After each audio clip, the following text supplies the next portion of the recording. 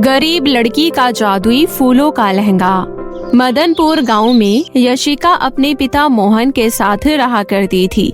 मोहन एक गरीब माली था और वो दिन रात बगीचे में काम करके अपने घर का गुजारा चलाया करता था और उसने बड़ी मेहनत से अपनी बेटी यशिका को पाल पोस कर बड़ा किया था, क्योंकि यशिका की माँ उसे बचपन में ही छोड़कर चली गई थी, जिसके बाद मोहन ने ही यशिका का पालन पोषण किया था। और समय के साथ जब यशिका बड़ी हो जाती है तो उसके पिता उसका गांव के ही एक बड़े कॉलेज में एडमिशन करवा देते हैं, जहां गांव के सभी अमीर बच्चे पढ़ने आया करते थे। तभी एक दिन यशिका अपने पिता से कहती है, पिताजी, मेरी कॉलेज की फीस जमा करने का दिन आ गया है। मेरी क्लास के सभी बच्चों ने अपनी फीस जमा कर दी है, सिवाय मेरे। मुझे पता है बेटी, लेकिन तू मुझे थोड़ा सा समय और दे दे, मैं जल्दी कहीं से पैसों का इंतजाम कर लूँगा। ठीक है पिताजी। इतना कहकर यशिका उदास होकर अपने कमरे में चली जाती है और अपनी माँ की तस्वीर के आगे रोते हुए कहती है, माँ, काश आज आप हमारे साथ होती तो पिताजी को अकेले इतना सबको सहना नहीं पड़ता। वो दिन रात मेरे लिए कितनी मेहनत करते हैं, पता नहीं भगवान कब हम गरीबों की सुनेंगे। इतना कहकर यशिका रोते हुए सो जाती है। और अगले दिन यशिका जब फिर से कॉलेज जाती है तो उसकी प्रोफेसर उससे कहती है, अरे यशिका, क्या तुम आज भी अपनी फीस लेकर नहीं आई हो?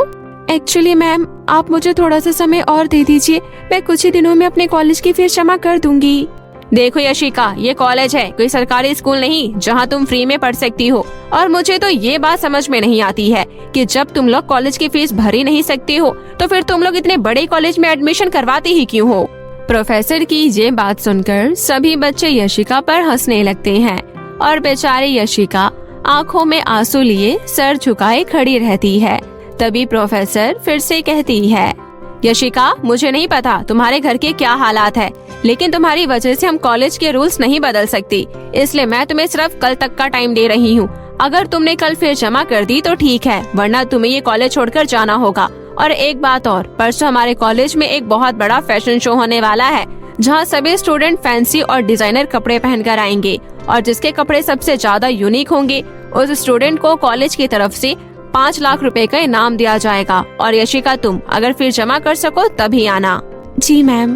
प्रोफेसर की बात सुनकर यशिका दुखी होकर अपनी सीट पर बैठ जाती है और कॉलेज खत्म होने के बाद वो रोते हुए घर जाने की बजाय अपने पिता के बगीचे पर आ जाती है और रोते हुए कहती है, मैं कैसे पिताजी से ड्रेस खरीदने के लिए पैसे मांगू? वो तो पहले से ही मेरी फीस को लेकर इतने ज्यादा परेशान है। ऐसे में मैं उन्हें ड्रेस के लिए बोलकर और ज्यादा परेशान नहीं करना चाहती हूँ, लेकिन मैं क्या करूँ, मुझे तो कुछ समझ में नहीं आ रहा। यशिका आंखों में आंसू लिए वहाँ खड़ी होती है।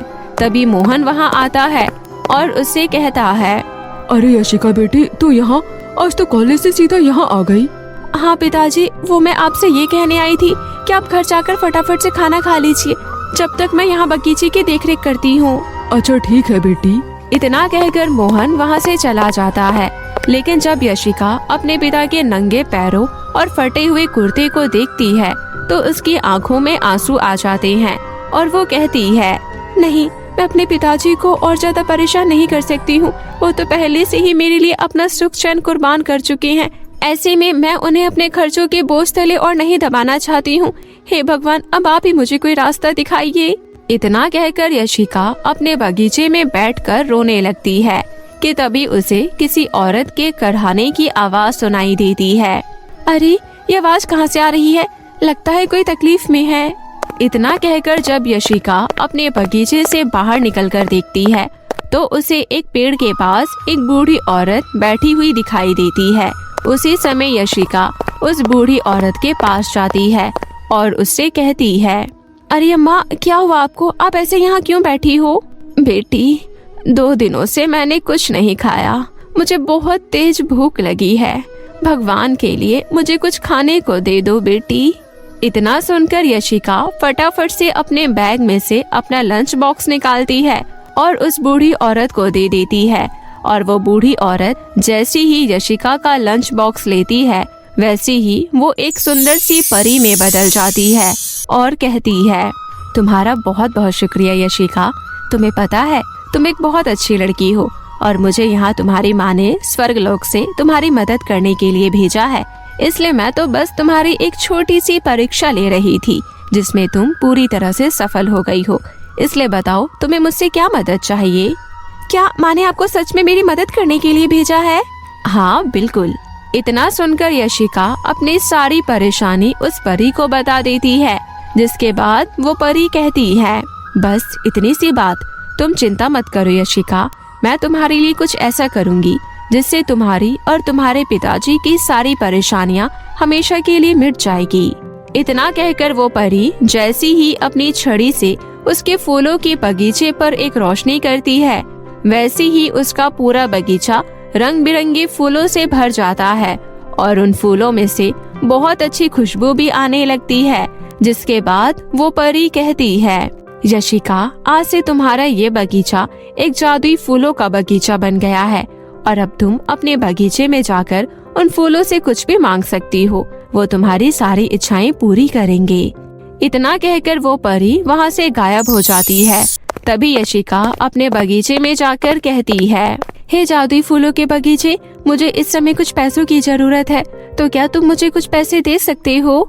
यशिका के इतना कहते ही पूरे बगीचे में एक रोशनी सी उमड़ पड़ती है और जादुई फूलों के अंदर से ढेर सारे नोटों की गड्डियां निकलना शुरू हो जाती है और ये देखकर यशिका बहुत ज्यादा खुश हो जाती है। और जब वो उन पैसों को लेकर अपने घर जाती है और अपने पिताजी को सारी बातों के बारे में बताती है, तो मोहन भी जादुई फूलों के बगीचे के बारे में सुनकर बहुत ज्यादा खुश हो जाता है। और फिर यशिका अगले दिन ही जाकर अपने कॉलेज की पूरी फीस जमा कर देती है और उन पैसों से अपने लिए एक सुंदर सी ड्रेस खरीदती है। और जब अगले दिन वो उस ड्रेस को पहनकर फैशन शो में जा रही होती है, तभी रास्ते में एक गाड़ी की वजह से कीचड़ के सारे छींटे यशिका की ड्रेस पर पड़ जाते हैं और उसकी पूरी ड्रेस खराब हो जाती है। और ये देखकर यशिका को बहुत बुरा लगता है। अरे ये क्या, मेरी तो पूरी ड्रेस खराब हो गई, अब मैं फैशन शो में क्या पहनकर जाऊंगी? ये सोचकर यशिका की आंखों में आंसू आ जाते हैं और वो रोते हुए फिर से अपने जादुई फूलों के बगीचे में जाती है और उनसे मदद मांगते हुए कहती है, हे मेरे जादुई फूलों के बगीचे, मुझे फिर से तुम्हारी मदद की जरूरत है। देखो मेरी पूरी ड्रेस खराब हो गई, तो क्या तुम मुझे एक नई ड्रेस लाकर दे सकते हो? क्यों नहीं यशिका, हम अभी तुम्हारे लिए एक बहुत ही सुंदर फूलों की ड्रेस तैयार कर देते हैं। इतना कहकर सारे फूल एक साथ हवा में उड़ने लगता है और आपस में जुड़ने लगता है और देखते ही देखते फूलों का बहुत ही सुंदर लहंगा बनकर तैयार हो जाता है। और ये देखकर यशिका बहुत ज्यादा खुश हो जाती है और फिर वो फटाफट से जादुई फूलों का लहंगा पहनकर अपने कॉलेज जाती है, जहाँ हर किसी की नजर सिर्फ यशिका के फूल से बने लहंगे पर ही होती है, जिसकी वजह से यशिका वो फैशन शो जीत जाती है और उसे कॉलेज की तरफ से 5 लाख रुपए का इनाम मिलता है। जिसके बाद यशिका अपने पिता के साथ एक हंसी खुशी जीवन जीने लगती है और अब उनके जिंदगी में जादुई फूल के बगीचे की वजह से किसी भी चीज की कोई कमी नहीं होती है और वो खुशी खुशी अपनी जिंदगी बिताने लगते हैं। अंधी लड़की को परी ने दिया जादुई लहंगा। ये कहानी वंशिका नाम की एक लड़की की है जो देख नहीं सकती थी, क्योंकि वंशिका बचपन से ही अंधी थी और उसके माता पिता ने उसकी आंखों का बहुत इलाज करवाया था, लेकिन वंशिका फिर भी इस खूबसूरत दुनिया को देख नहीं सकती थी, जिस वजह से उसके माता पिता अक्सर बहुत ही ज्यादा दुखी रहा करते थे। और समय के साथ साथ वंशिका बड़ी हो जाती है और उसकी शादी की उम्र हो जाती है, लेकिन वो घर का कोई भी काम ठीक तरीके से नहीं कर पाती थी, इसलिए उसकी माँ सुषमा हमेशा उसके काम में मदद किया करती थी। वहीं वंशिका के पिता किशोर की अपनी खुद की कपड़ों की छोटी सी दुकान थी और उसी की वजह से उनके घर का राशन पानी चला करता था। और अब समय के साथ साथ किशोर और सुषमा को अपनी बेटी वंशिका की शादी की चिंता होने लगी थी। ऐसे ही एक दिन सुषमा किशोर से कहती है, सुनिए जी, अब हमारी बेटी शादी के लायक हो गई है, तो अब हमें उसके लिए लड़का ढूंढना चाहिए। तुम बिल्कुल सही कह रही हो सुषमा, लेकिन भला हमारी अंधी बेटी से शादी कौन करेगा? कोई ना कोई तो मिल ही जाएगा ना जी। बस हमें उसके लिए थोड़ा ज्यादा दहेज देना पड़ेगा। लेकिन सुषमा, हमारे पास ज्यादा दहेज देने के पैसे कहाँ हैं? एक दुकान ही तो है जिससे हमारे घर का थोड़ा बहुत खर्चा चलता है। बस उसी को गिरवी रखकर कुछ हो सकता है। वंशिका के माता पिता उसकी शादी को लेकर बहुत ही ज्यादा परेशान हो रहे होते हैं। उसी समय वंशिका वहाँ पर आती है और कहती है, माँ, पिताजी, आप लोग मेरे लिए बिल्कुल भी परेशान मत होइए और आप लोगों को मेरी शादी के लिए दुकान गिरवी रखने की कोई जरूरत नहीं है। लेकिन बेटी, तुम्हारी शादी करने के लिए हमें पैसों का इंतजाम तो कहीं न कहीं से तो करना ही होगा ना, इसलिए तुम इन सब की चिंता मत करो, हम हैं ना। ऐसे ही अगले दिन किशोर अपनी दुकान गिरवी रखकर अपनी बेटी के लिए रिश्ता ढूंढना शुरू कर देता है। तभी एक दिन राघव नाम का एक लड़का अपनी माँ कुसुम के साथ वंशिका को देखने उसके घर आता है। तभी वंशिका तैयार होकर वहाँ पर आती है और ज्यादा दहेज मिलने की लालच में राघव का परिवार शादी के लिए हाँ कर देता है। और ऐसे ही कुछ ही दिनों बाद राघव और वंशिका की शादी हो जाती है और वंशिका खुशी खुशी अपने ससुराल चली जाती है। लेकिन ससुराल पहुंचते ही वंशिका की जिंदगी नरक जैसी हो जाती है, क्योंकि उसके ससुराल में उसकी सास और उसकी ननद मोनिका उसके साथ बहुत ही बुरा व्यवहार करती है और उससे घर का सारा काम करवाना शुरू कर देती है। ऐसे ही एक दिन, अरे ओ महारानी, यहाँ सोफे पर बैठे बैठे आराम करना बंद कर। हम तुझे यहाँ आराम फरमाने के लिए नहीं लेकर आए हैं, इसलिए जा और किचन में रखे सारे गंदे बर्तन साफ कर, क्योंकि मैंने काम वाली बाई को आज ही घर से निकाल दिया है और अब से घर का सारा काम तू करेगी। लेकिन माँ जी, मैं घर का सारा काम कैसे कर सकती हूँ? मुझे तो कुछ भी दिखाई नहीं देता है। अरे तुझे दिखाई नहीं देता है तो मैं क्या करूँ? ससुराल में तो हर किसी को काम करना ही पड़ता है, फिर चाहे वो अंधी हो या लंगड़ी।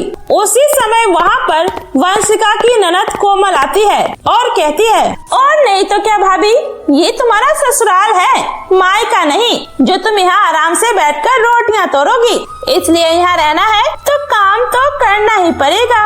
मोनिका, मुझे भी कोई शौक नहीं है बैठने का, लेकिन ऊपर वाले ने मुझे बनाया ही ऐसा है कि मैं कुछ करना भी चाहूँ तो भी वो नहीं कर सकती हूँ, क्योंकि मैं कुछ देख ही नहीं सकती हूँ। वंशिका की ये बात सुनकर कुसुम को बहुत ही ज्यादा गुस्सा आ जाता है और वो कहती है, तेरी इतनी हिम्मत, तू मेरी बेटी से जबान लड़ा रही है? अरे अंधी औरत, चुपचाप खड़ी हो और घर का सारा काम कर, वरना आज पूरे दिन तुझे खाना नहीं मिलेगा। अपनी सास की ऐसी कड़वी बातें सुनकर वंशिका को बहुत ही बुरा लगता है, इसलिए वो चुपचाप उठकर रसोई में जाती है और गंदे बर्तन साफ करने लगती है। लेकिन उसे कुछ दिखाई ही नहीं दे रहा होता है, जिस वजह से कांच की कुछ कटोरियां नीचे गिरकर टूट जाती है और टूटने की आवाज सुनकर कुसुम जल्दी से रसोई में आती है और कहती है, हे भगवान, इस अंधी ने तो मेरी इतनी महंगी कटोरियों का सेट तोड़ दिया। अरे अब इसका पैसा क्या तेरा बाप आकर देगा? कुसुम की ऐसी बातें सुनकर वंशिका बहुत ही ज्यादा घबरा जाती है और कहती है, माँ जी, मुझे माफ कर दीजिए, मैंने ये सब जानबूझकर नहीं किया। उसी समय वहाँ पर वंशिका की ननद मोनिका भी आ जाती है और कहती है, देख लिया ना माँ, इस अंधी औरत को अपने घर की बहू बनाकर। अरे ये तो आए दिन कोई ना कोई चीज नुकसान करती ही रहेगी, इसलिए आज तो इसे सबक सिखाना ही पड़ेगा। हाँ, इतना कहकर मोनिका चिमटे को गर्म करके वंशिका के हाथों पर लगा देती है और वंशिका दर्द से चिल्ला उठती है। और ऐसे ही हर रोज वंशिका पर दोनों माँ बेटी मिलकर अत्याचार करती रहती है। तभी एक दिन जब वंशिका राघव को इन सारी बातों के बारे में बताती है तो राघव उसका साथ देने की बजाय अपनी माँ और बहन का पक्ष लेने लगता है और उस दिन वंशिका को पता चलता है कि यहाँ कोई भी उसका अपना नहीं है और उस दिन से वंशिका के ऊपर वे लोग पहले से और भी ज्यादा अत्याचार करना शुरू कर देते हैं। ऐसे ही कुछ दिनों बाद राघव अपनी माँ से कहता है, माँ, मैं आपके शर्त के अनुसार उस अंधी लड़की से शादी करने के लिए तैयार हो गया था, लेकिन आपको पता है ना कि मैं किसी और से प्यार करता हूँ और अब मैं उससे शादी करना चाहता हूँ। मुझे पता है बेटा, लेकिन तुझे शादी करने से पहले इस अंधी लड़की का तो कुछ करना ही होगा ना। उसी समय मोनिका कहती है, भैया मेरे पास इसके लिए भी एक बहुत ही अच्छा आइडिया है, आपको हो तो मैं बताऊं। इतना कहकर मोनिका सबको अपना आइडिया बताती है और उस आइडिया को सुनकर राघव बहुत ही ज्यादा खुश हो जाता है। और अगली सुबह वंशिका को पार्क में घूमने के बहाने वे लोग वंशिका को एक घने जंगल में लेकर जाते हैं जहां कई सारे जंगली जानवर रहा करते थे। उसी समय वंशिका को कुछ ठीक नहीं लगता और वो कहती है, सुनिए, ये आप मुझे कहाँ लेकर आए हैं? यहाँ तो बहुत ही सन्नाटा है, क्या यहाँ पर आसपास कोई इंसान नहीं है क्या? अरे ये तुम कैसी बातें कर रही हो? यहाँ पर कितने सारे लोग हैं, लेकिन जब तुम्हें दिखाई नहीं देता तो तुम्हें पता कैसे चलेगा? इसलिए तुम बस यहीं पर रुको, मैं अभी आता हूँ। इतना कहकर राघव वहाँ से चला जाता है और वंशिका बेचारी जंगल के बीचों बीच अकेले खड़ी होती है और ऐसे ही देखते शाम हो जाती है, लेकिन राघव अभी तक वापस नहीं आता। जिसके बाद वंशिका बहुत ही ज्यादा घबरा जाती है और वो जोर जोर से रोने लगती है और कहती है, हे भगवान, ये सब क्या हो रहा है और क्यों हो रहा है? क्यों मेरा पति मुझे यहाँ अकेला छोड़कर चला गया क्योंकि मैं अंधी हूँ? लेकिन इसमें मेरी क्या गलती है जब आपने ही मुझे अंधी बनाया है? तो वंशिका ये सब सोच कर जोर जोर से रोने लगती है। तभी उसके पास एक छोटी बच्ची रोते हुए आती है और कहती है, दीदी मेरे पैर में चोट लग गई है, मुझे बहुत दर्द हो रहा है, प्लीज मेरी मदद कीजिए दीदी। उस बच्चे की आवाज सुनकर वंशिका अपना दुख भूलकर उसकी मदद करने लगती है। तभी वो अपनी साड़ी में से एक कपड़ा फाड़कर उस बच्ची के पैर पर बांध देती है, जिसके बाद वो बच्ची अचानक से एक सुंदर सी परी में बदल जाती है और कहती है, वंशिका तुम एक बहुत ही अच्छी इंसान हो, इसलिए मैं बस तुम्हारी परीक्षा ले रही थी और तुमने ये साबित कर दिया कि अगर इंसान किसी की मदद करना चाहे तो उसे आँखों की जरूरत नहीं पड़ती, बल्कि उसका मन अच्छा होना चाहिए। इसलिए अब मैं तुम्हारी मदद करना चाहती हूँ, तो बताओ तुम्हें मुझसे क्या मदद चाहिए? परी जी, मैं आपसे बस इतना चाहती हूँ कि आप मेरी इन अंधी आँखों को ठीक कर दीजिए, जिससे मैं भी इंसानों का असली चेहरा देख सकूं। वंशिका के इतना कहते ही परी उसे अपनी जादुई शक्तियों से एक जादुई लहंगा देती है और कहती है, ये लो वंशिका, ये एक जादुई लहंगा है, इसे पहनते ही तुम्हारी आँखों की रोशनी फिर से वापस आ जाएगी और तुम्हारे ऊपर आने वाला सभी मुसीबतों से ये लहंगा तुम्हारी मदद करेगा। उस परी के इतना कहते ही वंशिका वो जादुई लहंगा पहन लेती है। उस लहंगा को पहनते ही वंशिका की आंखों की रोशनी फिर से वापस आ जाती है और वो बहुत ज्यादा खुश हो जाती है और फिर वो परी का धन्यवाद कर अपने घर वापस आ जाती है। लेकिन घर पहुंचते ही देखती है कि उसके पति ने किसी दूसरी लड़की से शादी कर ली है और वे लोग वंशिका को जिंदा देखकर बहुत ही ज्यादा हैरान हो जाते हैं। अरे मनहूस, तू वापस कैसे आ गई? तुझे तो मेरा बेटा जंगल में छोड़कर आ गया था ना?